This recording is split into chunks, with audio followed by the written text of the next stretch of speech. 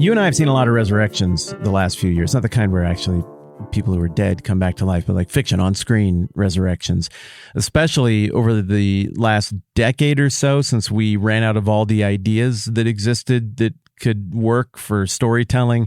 I think what's happened is, one, we've exhausted a lot of creative ideas, and two, the constraints we're putting on ourselves in terms of what story could all of planet Earth with all of their different religious sensibilities like? Well, none.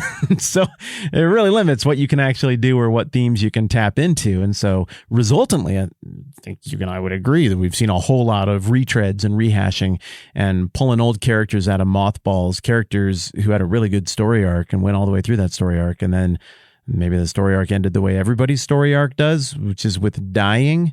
But, oh no, there was time travel. There's a magic space wizard. The wizard did space magic, and then then they came back, and now they're back, and now they have a new quest.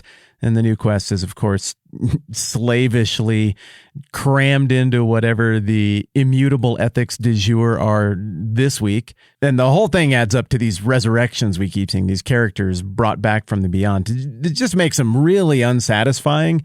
And it also very much builds up this emotional immunity to the idea of a beloved character coming back to life. It's more of a hold your breath and how are they going to ruin it this time around kind of a response that we're conditioned to have now.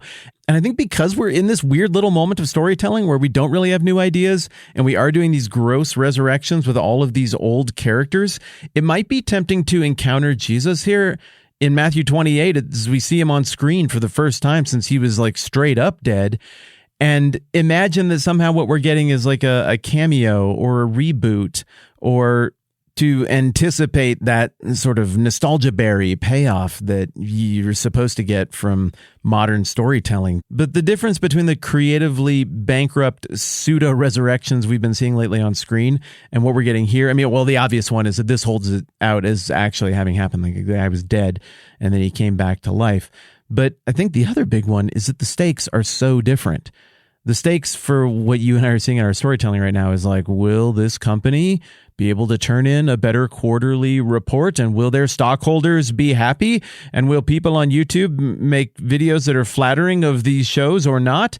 Whereas here it's set up so like the whole fate of the universe hinges on this. And so if Jesus comes back to life, it's not like, oh, I enjoyed it so much when he was on screen, I'd really like to get some more Jesus action. That was such a fun romp. It's much more so like if Jesus comes back on screen, then the seal of death and separation from God is broken, and everything that I thought I understood about the universe in a negative way is actually wrong, and there's actually hope. And it is interesting as we work through the Bible to see that sometimes the bias we have to overcome, or the hurdle we have to overcome, is that we just don't get naturally the cultural mindset and environment that we're reading about from a couple thousand years ago. But other times, the hurdle we have to overcome is that we're so ensconced in our current mindset that it becomes easy to inflict that on the text. Well, the thing that jumps off the page to me and what I'm about to read you in Matthew 28:8 is how relatively understated Matthew's account is here, considering how big a deal it is. All right, the angel just said, hey, and you're going to need to tell the disciples to go into Galilee. I have spoken, paraphrases mine, verse 8. So the women hurried away from the tomb, afraid, yet filled with joy, and ran to tell the disciples. Suddenly Jesus met them. Greetings, he said. They came to him, clasped his feet, and worshipped him. Then Jesus said to them, don't be afraid. Go and tell my brothers to go to Galilee. There they will see me. Isn't it incredible how much isn't here? Now, we know from Luke and Mark and John that there's a whole lot of other stuff that I've referenced a little bit, and we're going to talk about a lot more going on in this sequence of events, this chaotic moment where everything the followers of Jesus had hoped for actually comes to fruition. But Matthew just gives us the lightest touch. We get one word of, hey, we're back together. Good to see you. Remember I was dead? I missed you so much. Greetings. Or I've heard from people who are way better at Greek than I am, a good way to treat this in the original language would just be hail, like generic hey, I guess Matthew's thinking here is just the quality of this event and the implications of this event speak for themselves. We don't need some gigantic spike of the football from Jesus. We don't need a bunch of nostalgia here. We don't need all kinds of hype. He's alive. That says everything that needs to be said. But even as Jesus is formulating the next instruction, the women respond the way effectively everybody who gets it right responds either verbally or physically throughout the entire book of Matthew and really throughout all of the Gospels. They came to him, clasped his feet, and worshiped him. I think these ideas are connected. All he does is show up and say, hey, which, I mean, being able to utter one word and even the physical act of being able to stand there means it was all true. Now you know. And what is the right response to that? Okay, well, I guess there is a kingdom. I guess the kingdom does have all those values that you said it had all the way back from the very beginning, the Sermon on the Mount. And I guess you are indeed the undying king. The king who was promised to David, the one who's going to reign forever, the one who's going to crush evil and straighten everything out. I think it was crystal clear to these ladies before. I mean, their behavior indicates as much, but since now it's not even really a question, it's abundantly obvious that it's all true.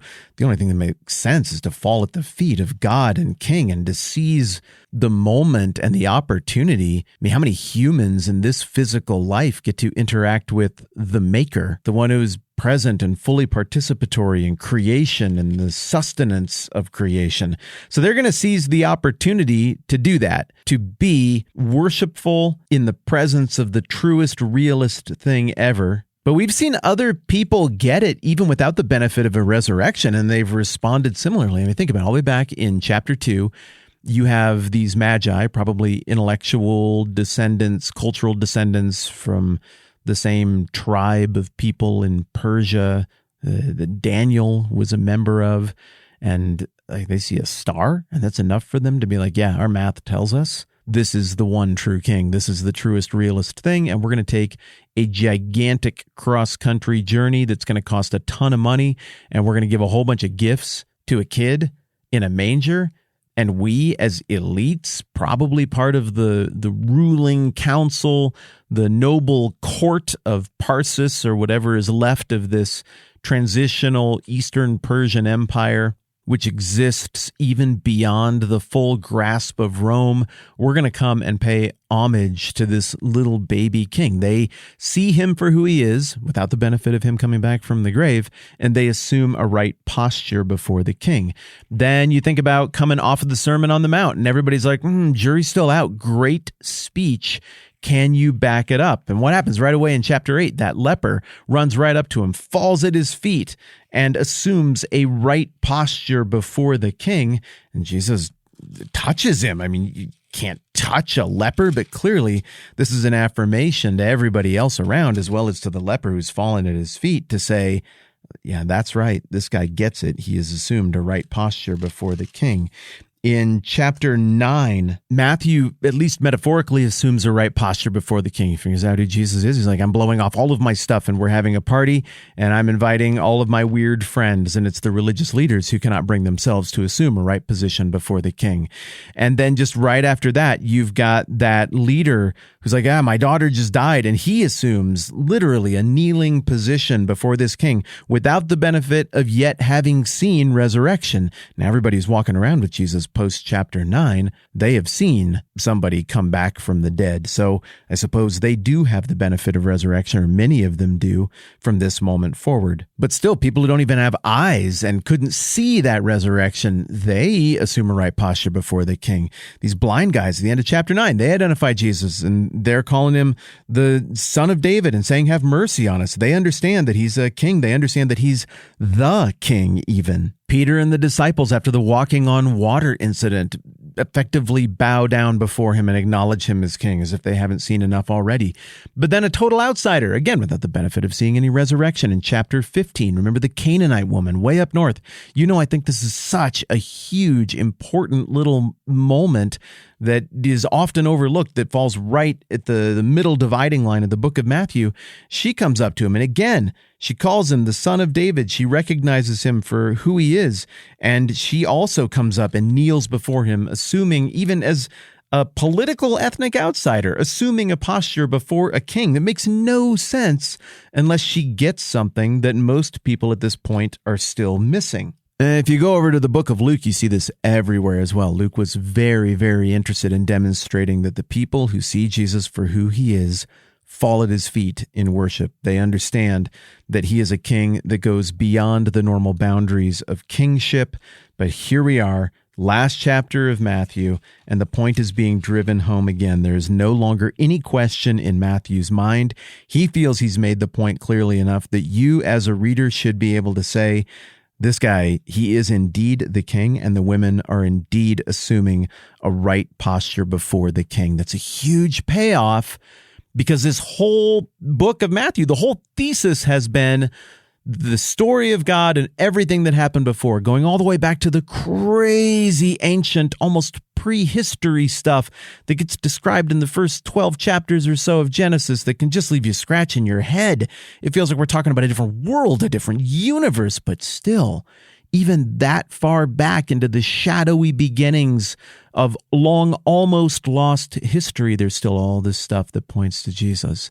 And then as it starts to take clearer form with Abraham and the patriarchs, and then Moses and the events of the Exodus, and then the judges and the kings and the exile and the prophets, and even through the silent period of Alexander and the Roman conquest, everything, as Jesus says, effectively in Matthew 5, is pointing toward the culmination of this kingdom with a true king, and Matthew is saying, it's Jesus. He's here. That's the guy. By the time we get to chapter 28, Matthew is writing like a man who thinks he has made his point. He thinks the evidence makes it abundantly clear to the audience he is targeting that Jesus is the king. You got everything you need. These ladies, this centurion, these outsiders, they can see it. They are assuming a right posture before the king. Matthew's implicit question is, hey, future reader, will you? And remember, at this point, we've still only got one little word from Jesus, but the fact that he can speak, even that one little word, the fact that he can even stand there to be worshiped, is more than sufficient in Matthew's mind and in Matthew's reporting to say, yeah, I think that gets it done. This is the real king. I find that compelling. I'm in. I understand that some of you don't, and you aren't. Or you're still thinking about what to do with the gauntlet that Matthew is throwing down.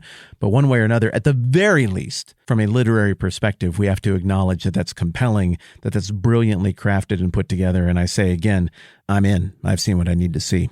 I'm Matt. This is a 10-Minute Bible Hour podcast. Let's do this again soon.